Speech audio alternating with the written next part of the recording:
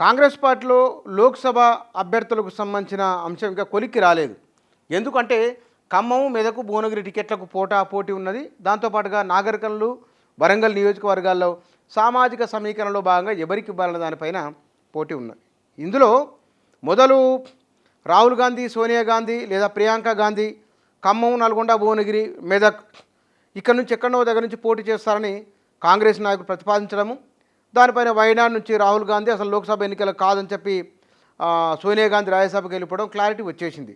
ఇక గాంధీ కుటుంబం నుంచి ఇక్కడ ఎవరు పోటీలో ఉండలేరు అనేది ఉండటం లేదు అనేది స్పష్టత వచ్చింది. ఖమ్మంలో బట్టి విక్రమార్క సతీమణి, పొంగులేటి శ్రీనివాసరెడ్డి సోదరులు వీళ్ళు అక్కడ బలంగా పోటీ పడుతున్నారు. ఒకే కుటుంబం, ఆ రెండు కుటుంబాలకు సంబంధించిన వాళ్ళు. అక్కడ ఎవరికి అవకాశం వెళ్ళదానిపైన స్పష్టత లేదు. బహుశా పొంగులేటి సోదరునికే టికెట్ దక్కే అవకాశాలు ఎక్కువ ఉన్నట్టు సమాచారం. ఇక ఇప్పటికి ప్రకటించిన వాటిల్లో మహబూబ్ నగరు, నల్గొండ, మహిబాదు, జహీరాబాద్. ఇక్కడ నల్గొండ విషయంలో కొంత పోటీ ఉన్నది. ఆ తర్వాత క్లారిటీ ఇచ్చింది. ఈ 4 లోక్సభ నియోజకవర్గాలు కంప్లీట్ అయింది. ఇంకా 13 లోక్సభ నియోజకవర్గాల అభ్యర్థులు ఖరారు కావాల్సి ఉన్నది.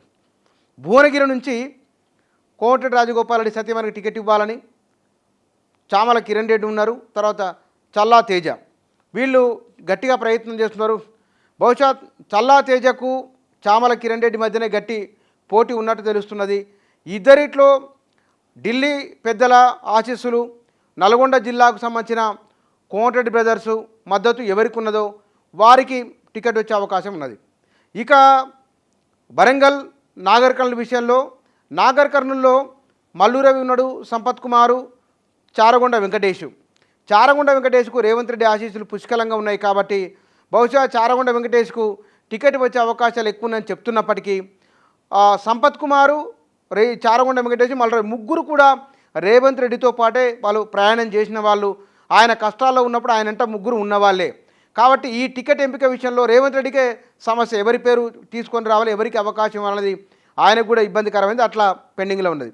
ఇక వరంగల్ విషయంలో మొన్న పసునూరి దయాకరు పార్టీలో జాయిన్ అవ్వటం, ఆ తర్వాత సాంబయ్య ఉన్నాడు. ఇద్దరిట్లో ఎవరికి ఇవ్వాలి, ఇద్దరు మాదిగ సామాజిక వర్గమే, ఎవరికి ఇవ్వాలనేది అంటే ఇక్కడ మాదిగకు ఇవ్వాలనేది ఒకటి, పెద్దపల్లి ఎవరికి ఇవ్వాలనేది. ఈ 3 లోక్సభ నియోజకవర్గాలలో మాదిగలకు ఎవరెవరికి ఎక్కడెక్కడ ఇవ్వాలనే విషయంలో క్లారిటీ రావాల్సి ఉన్నది. అక్కడ ఆగిపోయింది.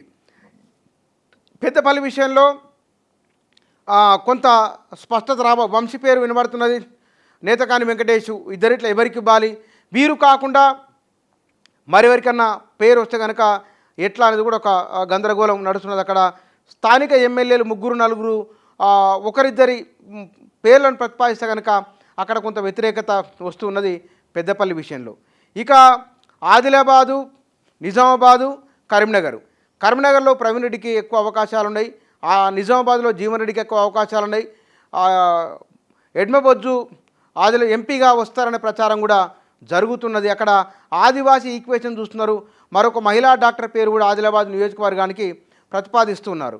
ఇక చేవెళ్ల విషయంలో మొన్న బీఆర్ఎస్ నుంచి కాంగ్రెస్లోకి వచ్చిన నాయకునికి అక్కడ దాదాపుగా టికెట్ కన్ఫామ్ అయింది. మల్కాజ్గిరి, సికింద్రాబాద్ల విషయంలో దానం నాగేందర్ వచ్చిన తర్వాత ఈక్వేషన్స్ మారుతూ ఉన్నాయి. బొంతు రామోనికి అవకాశాలు ఎక్కువ ఉన్నాయి. సికింద్రాబాదు నియోజకవర్గంలో దానం నాగేందర్ వచ్చినప్పటికీ కూడా బొంతు రామోనికి అవకాశాలు ఎక్కువ ఉన్నాయి. సికింద్రాబాదు ఎంపీ అభ్యర్థిగా మొదలు ఆ హామీతోనే బొంతు రామోహన్ వచ్చారు కాబట్టి ఆయనకు సికింద్రాబాద్ టికెట్ ఇవ్వబోతున్నారు. బహుశా దానం పేరు వినబడుతున్నది, సాధ్యం కాకపోతుందని గాంధీభవన్ వర్గాలు చెప్తున్నాయి. ఇక మల్కాజ్గిరి నియోజకవర్గం విషయంలో ఎక్కువ పోటీ కనబడుతున్న నియోజకవర్గాలు అది కూడా ఒకటిన్నది. అల్లు అర్జున్ మామ కంచర్ల చంద్రశేఖర్ రెడ్డి పేరు వినబడుతున్నది. మైనంపల్లి హనుమంతరావు అని చెప్తున్నారు. బీఆర్ఎస్ నుంచి మరో నాయకులు రాబోతున్నారు, ఆయన కూడా అక్కడ పోటీ చేస్తారని చెప్తున్నారు. 3-4 పేర్లు అక్కడ ప్రతిపాదిస్తున్నారు. ఇక మెదక్ లోక్సభ నియోజకవర్గానికి వచ్చేవరకల్లా మెదక్ నుంచి నీలం మధు పేరు బలంగా ఉన్నది. మైనంపల్లి హనుమంతరావు కూడా కొంచెం ఎంపీగా చేస్తారంటున్నారు. మరొక 2 నాయకులు యాదవ సామాజిక వర్గానికి సంబంధించిన వారు, బీసీలలో మరో 2 కూడా అక్కడ పోటీలో ఉన్నారు. కాబట్టి ఇవాళ రేపు బహుశా ఇవాళనే కేంద్ర ఎన్నికల కమిటీ భేటీ జరుగుతున్నది, వర్కింగ్ కమిటీ భేటీ కూడా ఉన్నది. కాబట్టి రేవంత్ రెడ్డి ప్రియాంక గాంధీని నిన్న కలవడము, సోనియా గాంధీతో సుదీర్ఘంగా భేటీ, ఇవన్నీ కూడా ఎక్కువ మంది పోటీ ఉన్న కారణంగా వస్తున్న అంశం ఒకటైతే కనుక, రెండవది నామినేటెడ్ పోస్టుల భర్తీకి సంబంధించిన విషయాల్లో కూడా ఎవరికి ఏ సామాజిక వర్గాల వారిగా ఎట్లా దాన్ని మదింపు కుదింపు చేసుకోవాలి, ఎవరికి ఎక్కడ అవకాశం ఇవ్వాలనే అంశాలు కూడా బహుశా చర్చించినట్టు తెలుస్తున్నది.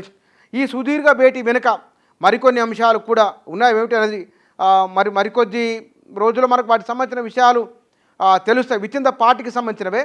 ఇక కుటుంబాల పరంగా టికెట్లు అడుగుతున్నారు కాబట్టి ఈ కుటుంబాల పరంగా టికెట్లు అడుగుతున్న వారికి ఎట్లా సర్ది చెప్పాలి. మనం బీఆర్ఎస్ను ఒక ఇంటి నుంచి ఇద్దరికి ముగ్గురికి అవకాశాలు ఇవ్వొద్దని ఎన్నికల ప్రచారంలో చెప్పిన కాంగ్రెస్ పార్టీ ఇవాళ వాళ్ళే కుటుంబ సభ్యులకు టికెట్లు ఇవ్వాలని అడిగితే కనుక దాన్ని నైతికంగా దానికి బలం ఎట్లా ఉంటుందనే ఇత్యాది విషయాలు కూడా పార్టీ లోపల చర్చ జరుగుతున్నాయి. ఎన్నికల కమిటీ సందర్భంగా ఈ అభ్యర్థుల ప్రస్తావన వచ్చినప్పుడు ఆ చర్చ కూడా జరుగుతున్నది. ఇవాళ కొంతమంది పేర్లు, రేపు కొంతమంది పేర్లు ప్రకటించే అవకాశం ఉన్నది కాంగ్రెస్ పార్టీ జాబితాకు సంబంధించింది. అయితే ఈ జాబితా తయారీలో ఆలస్యం జరుగుతున్నది.